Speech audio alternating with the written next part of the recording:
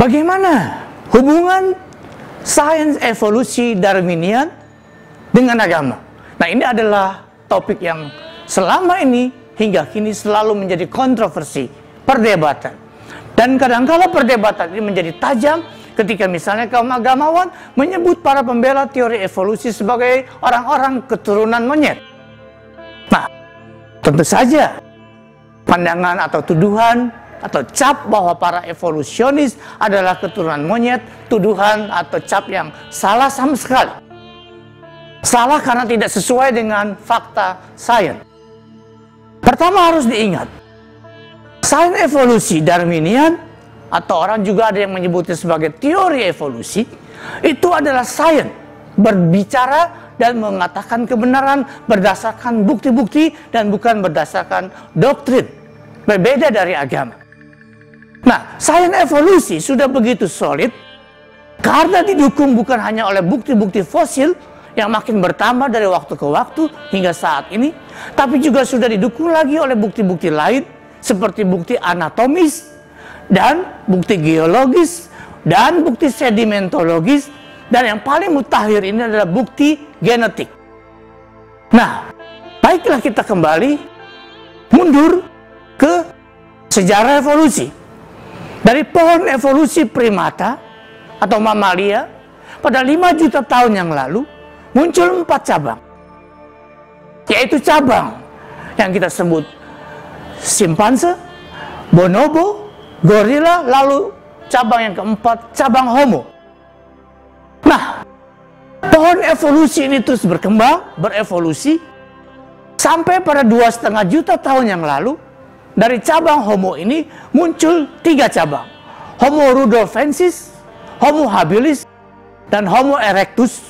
Khususnya Homo erectus tumbuh dan berkembang pada 400.000 tahun yang lalu. Nah, dari Homo erectus ini 300.000 tahun yang lalu muncullah Homo sapiens, yaitu kita, manusia dengan anatomi modern. Jadi sama sekali tidak betul tuduhan bahwa kita ini keturunan monyet atau keturunan kela, melainkan kita ini adalah sepupu, kalau kita boleh pakai kata itu, atau sesaudara dengan simpanse, bonobo, orang utan, dan bahkan juga dengan gorila dan primata-primata atau kera-kera besar yang lain. Kemudian pada masa kini dalam kajian mutakhir sudah ditemukan DNA bonobo, simpanse, dan Homo sapiens 99% kurang lebih sama. Ini adalah data genetik yang memperkuat evolusi. Selanjutnya, kita sekarang melihat sains evolusi tidak berdiri sendiri kesepian. Sudah ditopang oleh sains-sains yang lain. Misalnya sains biologi evolusioner, sains neurobiologi evolusioner, sains biokimia, sains paleontologi, sains anatomi, sains genetika, sains psikologi evolusioner, dan seterusnya. Jadi orang yang mau menolak sains evolusi sebetulnya sudah tidak bisa lagi pada masa kini, sebab fakta evolusi lewat sains-sains yang lain merembesi seluruh kehidupan kita.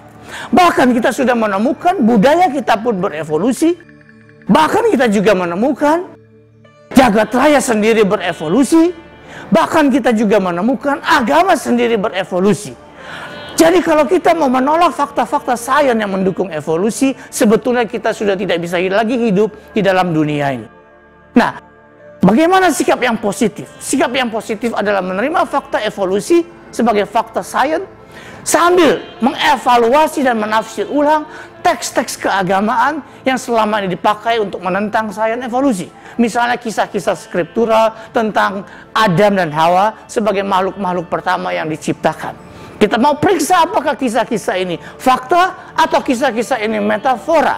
Inilah tanggung jawab yang dibebankan oleh sains evolusi kepada para agamawan untuk melakukannya.